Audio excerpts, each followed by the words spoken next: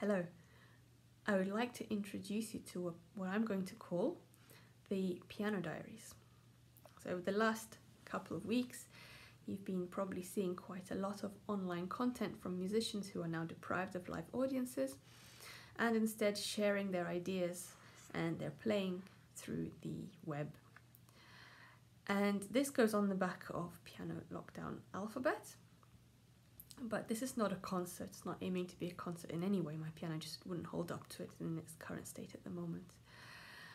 But instead, it's a glimpse of the kind of thinking and the kinds of ideas that are bouncing around in the piano studio as lockdown keeps going.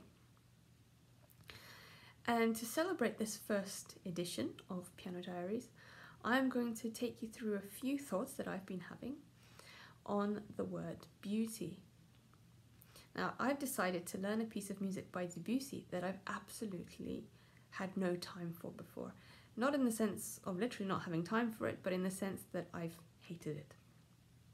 So you might be thinking, why am I talking about beauty and a piece which I've hated? And the reason for that is because Debussy found a way of redefining what beauty is in a very thought-provoking way.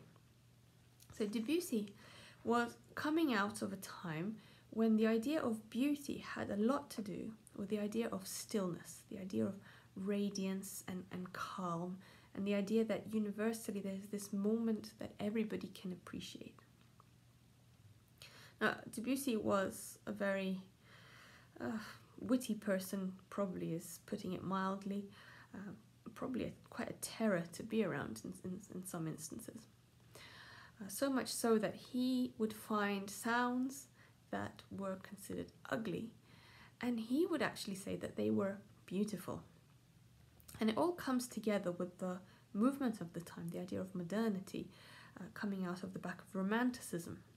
And modernity was all about finding beauty in the experience around you, and the experience around Debussy was very much linked with industrialization. So the idea of cafes springing up in cities and being absolutely full, streets brimming full of people, parks with no space to sit on the grass or on the benches, steam engines with clouds of smoke, everything basically arguing in front of you to get some attention from you. There's no stillness in it at all.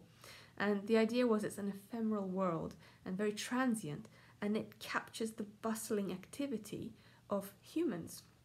So it's not a sort of landscape that we might associate with beautiful impressionist paintings in that way.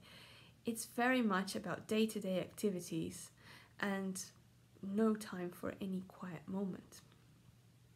So Debussy celebrates this beauty through Gardens in the Rain, Jardins sous pluie. And he writes a toccata. A toccata, literally meaning to touch, is meant to move the listener by its bustling activity. It's not meant to be an emotional piece in any way. It's meant to come before the main action starts, just as a kind of warm-up. Now for Debussy, it's not a warm-up, it's an actual piece of music, and it takes the prime spot in the set of three, so the final spot in estampe postcards. So not only does he celebrate sitting out in the pouring thunderous rain with sparks of lightning and hailstorms when everyone else has gone in for cover, but he sits there with the piano trying to find, through the most ugly harmonies and sounds imaginable at the time, a way to capture movement and a way to capture the hope of an upcoming rainbow. So with these thoughts of beauty sort of making me really rethink why perhaps I need to look more at pieces I've previously brushed aside as being ugly, here is Debussy's Gardens in the Rain.